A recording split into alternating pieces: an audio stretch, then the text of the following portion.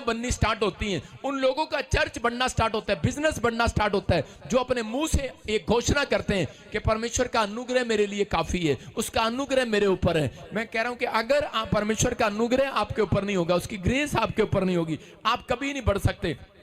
यूसुफ के भाइयों ने उसको मारना चाहा। यूसुफ के पास पैसा नहीं था, कुछ नहीं था उसके पास, लेकिन वो अकेला रहता, सिर्फ एक ही बात बोलता कि परमेश्वर का अनुग्रह मेरे ऊपर है, और कोई मौत उसको छूने ना पाई, कोई भी गरीबी उसको छूने ना पाई। लेकिन उसको बहुत सारे लोगों ने उसको धुतकारा, उसको जेल में भी डाल दिया, उसको पसंद नहीं किया, लेकिन गुलाम बनकर रहा, जेल में रहा। बर्बाद हो सकता था वो व्यक्ति के बर्बाद होकर उसको लगता होगा कि शायद मैं बर्बाद हो गया हूं। हो सकता था कि वो परमेश्वर को छोड़ देता और कहता, परमेश्वर तूने मुझे बर्बाद क्यों कर दिया, तूने मुझे कह रहे जेल में क्यों डाल दिया, तूने मुझे खड्डे में क्यों डाल दिया, तू मुझे दुख में क्यों लेकर आया। लेकिन उसके विचार ऐसे नहीं थे, उसकी बोल बाणी ऐसी नहीं थी। उसने उसी समय अपने शब्दों में कड़वाहट नहीं लेकर आया, लेकिन वो जानता था परमेश्वर का अनुग्रह मेरे ऊपर है। और एक दिन उसने डींगे मारना शुरू कर दिया। क्या करना शुरू कर दिया? डींगे मारना शुरू कर दिया। वो हमेशा डींगे मारता था, कहता परमेश्वर का अनुग्रह मेरे ऊपर है। जब के भाई उसके पास आते थे तो उसी समय बोलता था,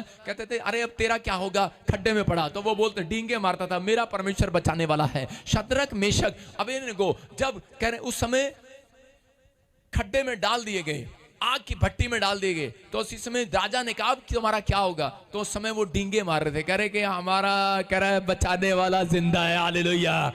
कह रहा तेरे को नहीं पता साडा बचाने वाला पता कितना चौड़ा, लंबा चौड़ा, कितना बड़ा हाथ था ओदा, हालेलुया।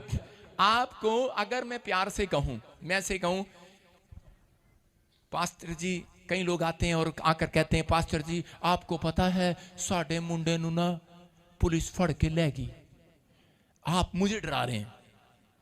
आपने इतना ऐसे इंप्रेस किया मुझे, आपने फेस इंप्रेशन ऐसा किया, मैं ही डर गया। अच्छा, मैं सीधा ही कहूंगा क्यों पकड़ के लेगी, क्या कर दिया ऐसा उसने? अगर आप मेरे पास आए, पास्टर जी मेरे मुंडे नु फड़ के ले गया, तो साडा परमेश्वर बहुत बड़ा चढ़ा लेगा आज, हालेलुया। ऐसे एक्शन करके तो देखो। अगर आपने ऐसे एक्शन किया, सामने वाला तो डर जाएगा डर जाएगा कि नहीं? हो सकता है यूसुफ ने भी ऐसे एक्शन किया, वो खड्डे में बैठे, उसका भाई कह रहा अब आगे दिखा बाहर, अब कौन निकालेगा तेरे को, कुएं में डाल दिया ना, मार दिया ना। यूसुफ कह रहा था तेरे को नहीं पता मेरा परमेश्वर बहुत बड़ा है। उसको खड्डे में से बाहर निकाल लिया।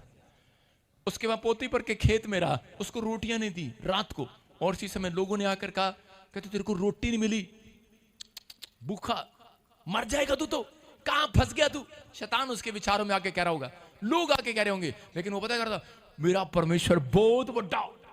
कहता आज उन्हें मैंने मेरे टिड च रोटियां पा देनी, मुंह च नहीं पानी, सीधी टिड च पा देनी आज उसने कहा है ऐसे कैसे? कहता मेरी पेट की प्यास भूख सब मिट जानी है। उसने इस तरीके से कहा होगा।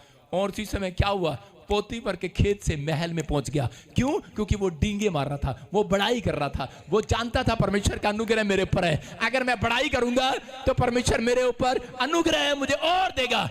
ये याद रखना, जो व्यक्ति डींगे मारता है, पहले आप पाप में थे, डींगे मारते थे, लेकिन अब अगर प्रभु में होकर डींगे मार रहे हो, आपके ऊपर ग्रेस बढ़ता चला जाएगा यीशु मसीह के नाम में। आप परमेश्वर के लिए डींगे मारो ना।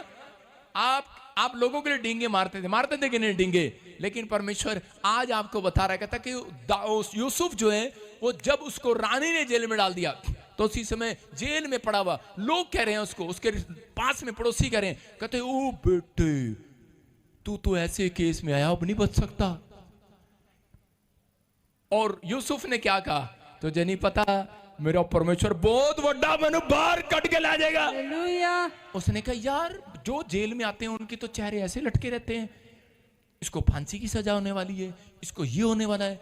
लेकिन यहां पर वो आकर कहते हैं यार तू कौन से केस में अंदर आया है? कहता यार मैं ना मर्डर करता सीगा, मेरी कहता बड़ा मुश्किल आ बाहर जाना। लेकिन यूसुफ क्या कह रहा था? यूसुफ कह रहा था तनु नहीं पता मेरा वड्डा परमेश्वर हैगा, कहता मनु कट देगा बाहर। हालेलुया। उसने निकाल दिया उसको एक ही मिनट में। मैं कह रहा हूं कि 11 मिनट में वो राजा के महल पहुंच गया। और वहां पर उसको प्रधानमंत्री बना दिया। और जब उसको वो लोग मिले वापिस, उन्होंने कहा यार सच्ची विच तेरे उत्ते परमेश्वर दा हाथ हैगा। हालेलुया। हालेलुया। समझ गए कि नहीं?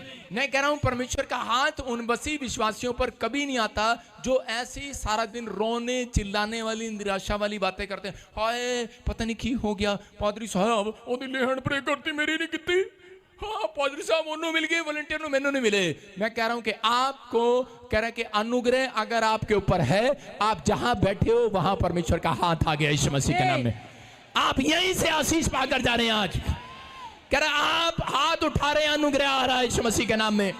बस आपको अंगीकार करना है। कहते हैं कि आपको अंगीकार करना है, परमेश्वर का अनुग्रह मेरे ऊपर है। अपने हाथों को उठाओ, बोलो आज शैतानी विचार मेरे अंदर से जाएं। शैतानी विचार मेरे यूसुफ ने अपनी सारी जवानी प्रभु को दे दी, लेकिन आजकल के लड़के सारी जवानी किसको देते हैं? व्हाट्सएप को। सारी जवानी किसको देते हैं? टीवी को, दोस्तों को, गर्लफ्रेंड को। लेकिन सारा दिन इधर उधर की बातें। आजकल की औरतें सारा टाइम किसको देती हैं? बस चुगली में, बुराई में, क्या हो रहा पड़ोस में, क्या हो रहा वहां, क्या हो रहा मासी ने क्या कहा, ताई ने क्या कहा, चाची ने क्या कहा। लेकिन परमेश्वर ऐसे लोगों को कभी जयवंत नहीं करते जो पाप में रहते हैं, विचारों में निराश रहते हैं। परमेश्वर उस व्यक्ति को बढ़ाना चाहते हैं, उसका टाइम चेंज करना चाहते हैं, जो कह रहे हैं कि परमेश्वर के लिए कहता है कि आगे निकल कर आना चाहता है, अपने जीवन को परमेश्वर को देना चाहता है, आत्मिक चाल चलना चाहता है। यूसुफ बचपन से परमेश्वर के साथ चला, और यूसुफ ने अपने कह रहे कि उस समय, मैं कह रहा हूं कि बाइबल बताती है कि 8 साल की उम्र में यीशु मसीह मंदिर में खड़ा हो गया जाकर। हो सकता है कह रहे कि आप 8 साल में, 10 साल में, 12 साल में आपने प्रभु को जान लिया हो, लेकिन उसके बाद आप बैक स्लाइड हो गए हो, उसका कोई फायदा नहीं। लेकिन